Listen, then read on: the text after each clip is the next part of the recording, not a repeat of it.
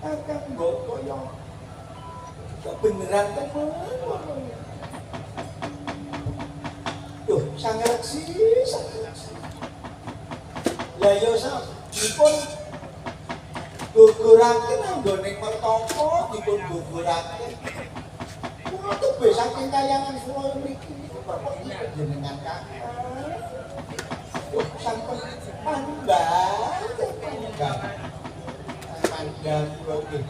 saking kayangan kula yo desa suwita wonten ngarsa jenengan lelaki kelawan panjenengan.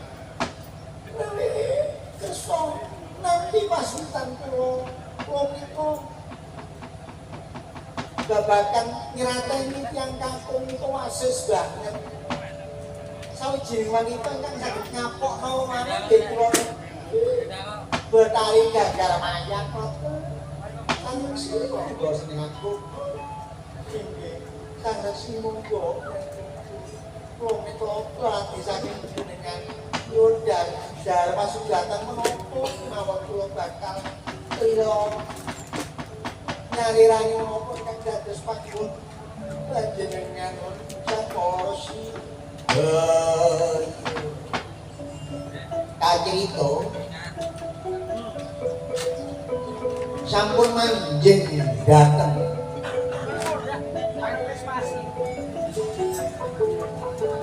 sumunging mamikir sumunging panggalih ana tembung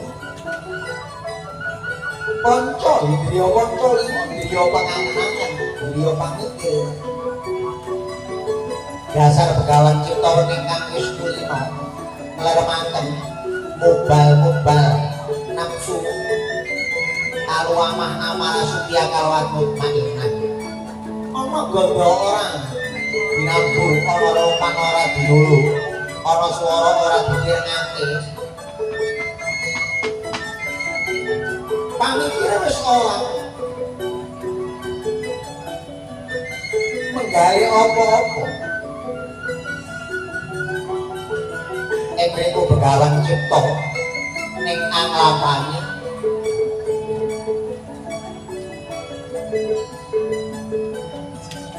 marga yuda sepisan diarani rasa loro pikiran telu ati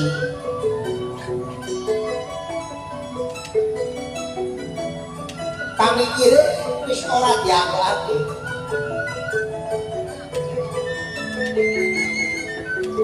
anane wis ora batine diremno sartara mau kena diarani begawan cipta ning gedhe ciptane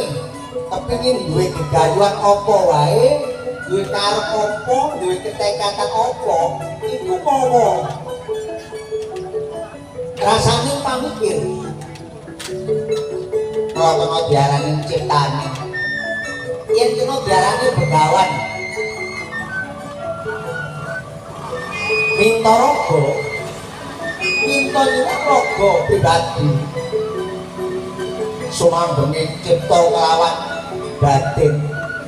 mriku bakal kasembadan menapa ing dinayuh bebasan langit ditiup bumi diingupake kaya enggal kasembadan menapa ingkang dados panyuwun dasar pandhita kang lantip indriya waskita ing semu alusing panggaeka padhan tejani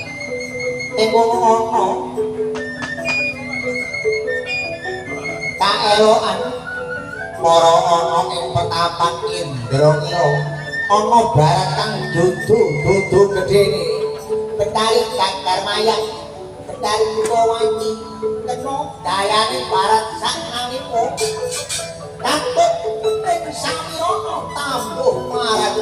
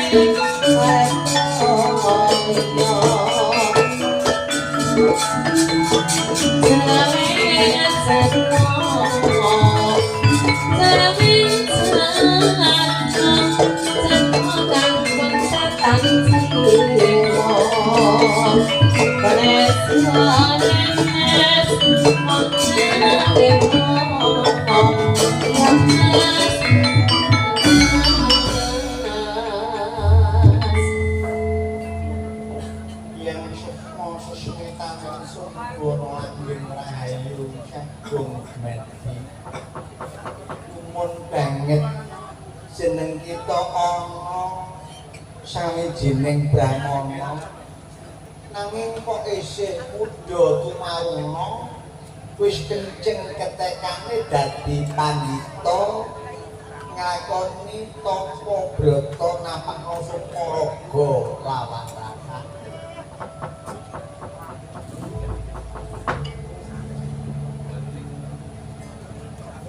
Sang Dwija ngapunten anggen kula dugi jugrak anggen panjenengan matekur sedati memuja swasta dipun tepungaken kula Resi Dyana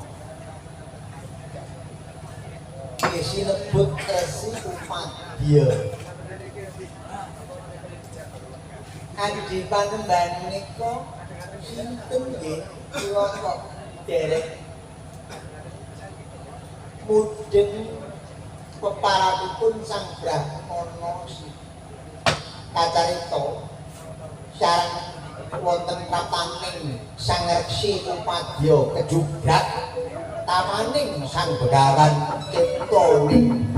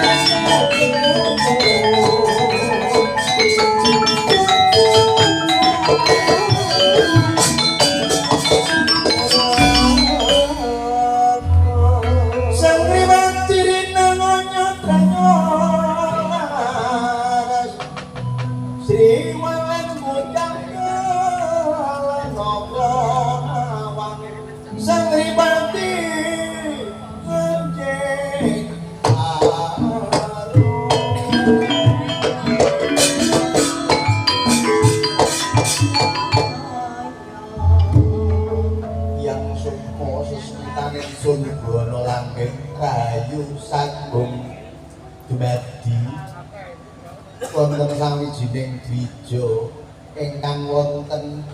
mriki para kelawan kula sinten nggih panjenengan Adi Pangban dipun petungaken kula Resi Upadya Resi Upadya saking pundi kula menika sawijining pandhita nanging boten kagungan papan panggenan saben hari sak dina-dina ampung lumampah duka ngantos tekan pundi nggih kula lampah kemawon menapa kepareng panjenengan kersa manggen wonten pertapan Indra Kila mrika Kakang Pangban boten usah kakak repot-repot nggih Adi Pangban kula menika pun penggalih seneng ati kula menawi mirsani Adi begawan cipta ning niku isih muda isih enem kok sampun kersa dados sawijining pandhita sawijining brahmana sawijining resi napa sampeyan pun ngerti sebabe sing mengku asma begawan utawa pandhita niku maksude napa pandhita menawi boten lepat pan menika papan ingkang wiyar wahana to menika ngelmu tegesing papan ingkang jembar niku kebak pangelmu nyata menawi boten nyata kula dadak boten kersa ngaten nyata pandhita wasis menawi kepareng kula tanggih setunggal saged nggih dipun keparengaken menawi kula saged datang kangrimanipun sang begawan Upadya kula nggih kula datang nanging menawi boten saged kula nyunagunging pangaksami cobi panjenengan wedharaken napa ingkang dados pitakonipun sang begawan Upadya menika Adi Pangban manungsa menika kedunungan rasa pinaringaning Gusti ingkang amung tutuh ing seranuning salira seranuning bebadan napa wonten bebadan niku ingkang kadunungan rasa ingkang boten kadunungan rasa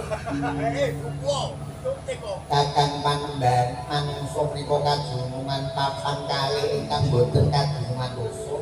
menika sinebut rikma kelawan kuku menika nadyana diputung mak dipotong menika boten ngraosake rasa naik kados ngaten lumur kula nanging bareng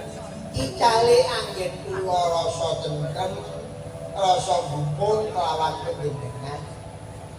Adi Pangban wingking niku kok ngasta gegaman sapa lah niku lak saya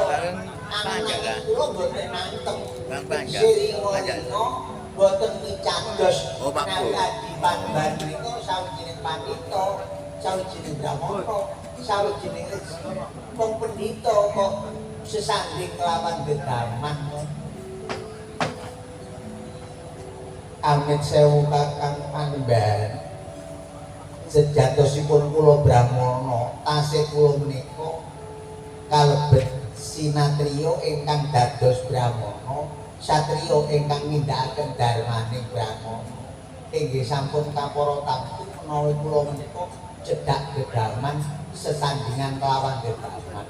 nanging menika tujuan kula boten damel siya boten damel rejah nanging kula menika winangka satriya manggalaning rida nindakake tulung-tinulung sekti ing pamrih rame ing gawe mekaten Kakang Begawan Upadya. Yen ngaten sampeyan iku jan pandhita ingkang tus botos kawuhe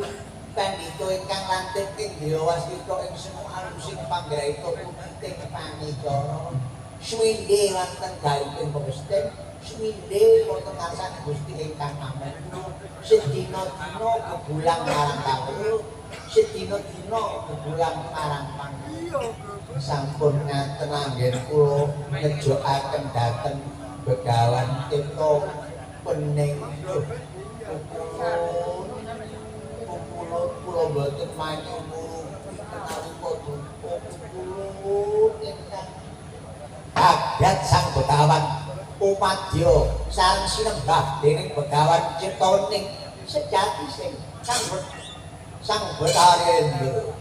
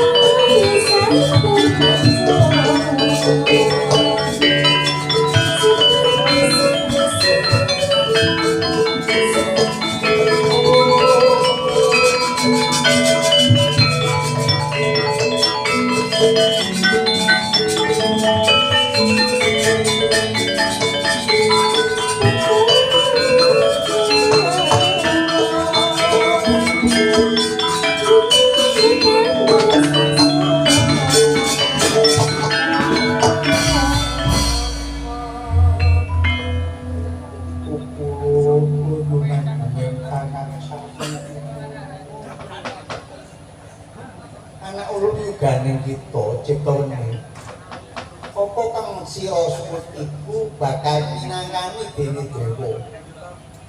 Ulun kepingin ngerti apa sebabnya jeneng sira kok golek yandel nyuwun yandel menyang dewa. Kula menika kepingin damel senengipun sederek-derek kula sageta ing mangke Prang Brantayuda unggul. Brantayuda unggul sageta negari Ngastina wangsul dhateng para Pandhawa penganten boten kangge kula pusaka. Oh iya. Anak ulun Ciptawening yen kaya ngono kanggo laraning sarira anggon lakoni.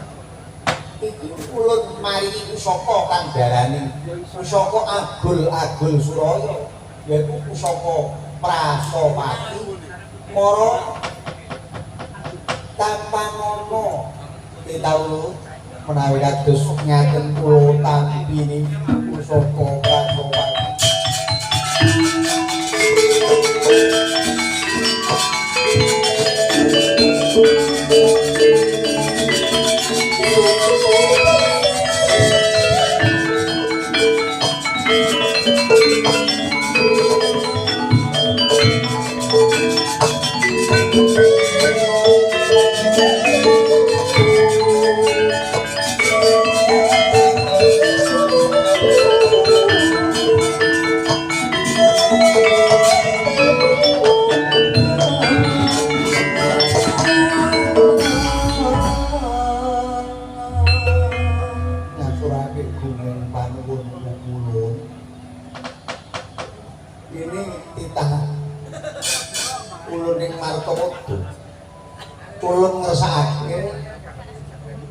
Jeneng sira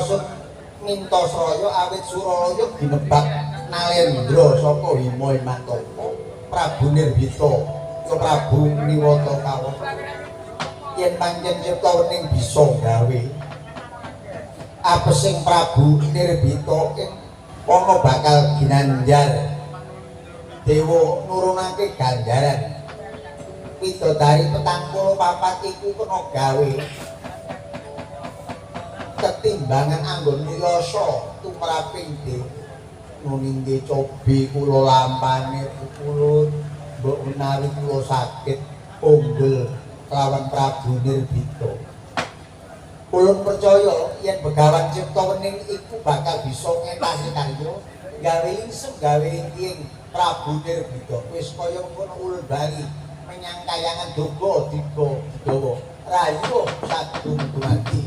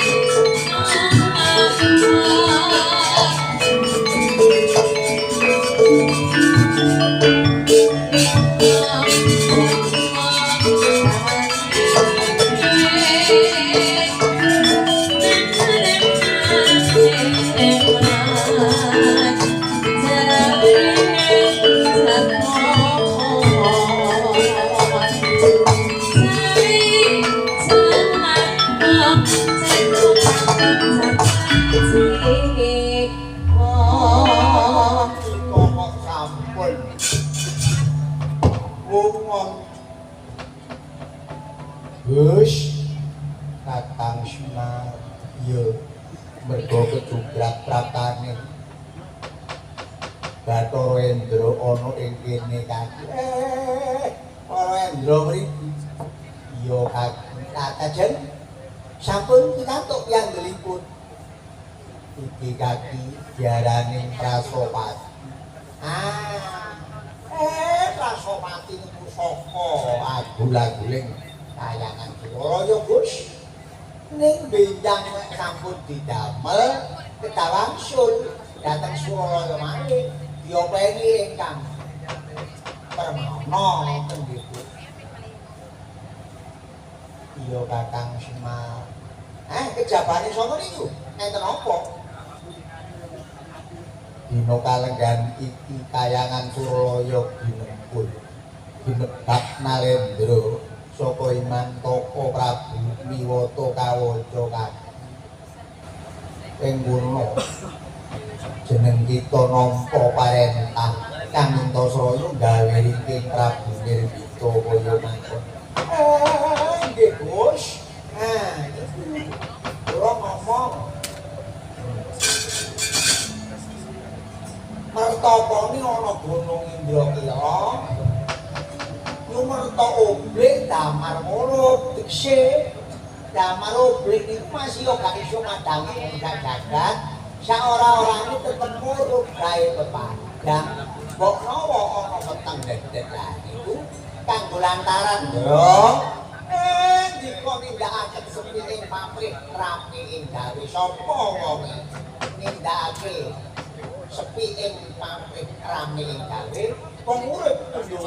gawe nandur lara cukur lara nandur becik bakal oleh kebecikan boten diunduh sampean anak turun sampean buyut cangga bareng benjang sing bakal nunggu wong tuane moyange sing wis budi luhur kata ayo toko jangkrak ana ndi kaki negara Ngimo Iman Toko iku tak lurute kula duduaken dalan Gusti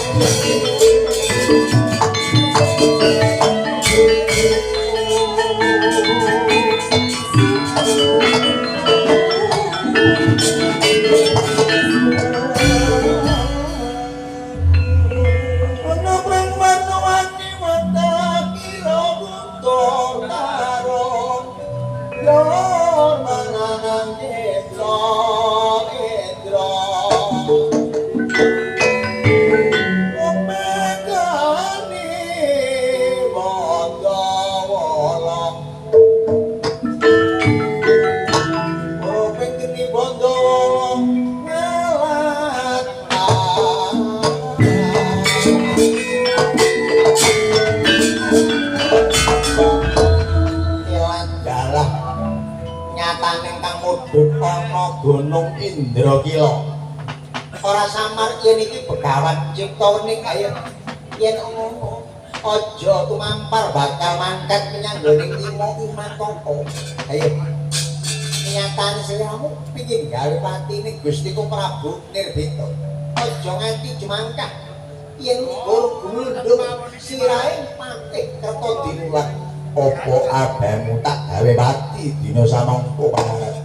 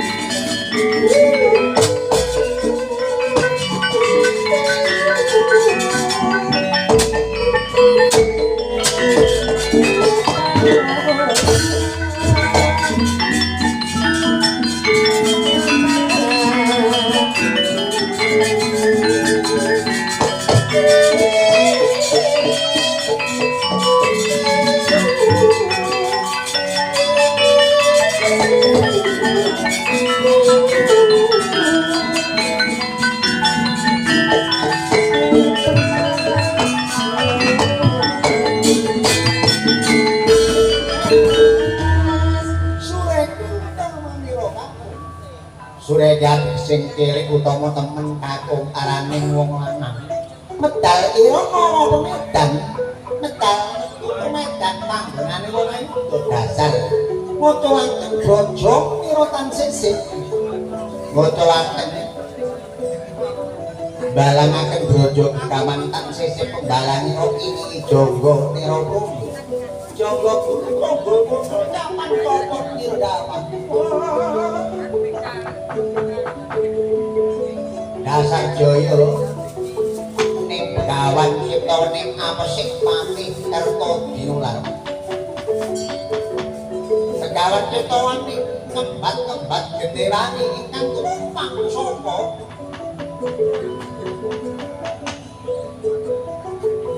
Titik-titik oleh megek kaya pedhot-pedhot suratining gendhe. Masat oleh-oleh sorting taun nabrak dodo bedah rapolupunya butul melikat manteh ketot liwar dekyo wilawan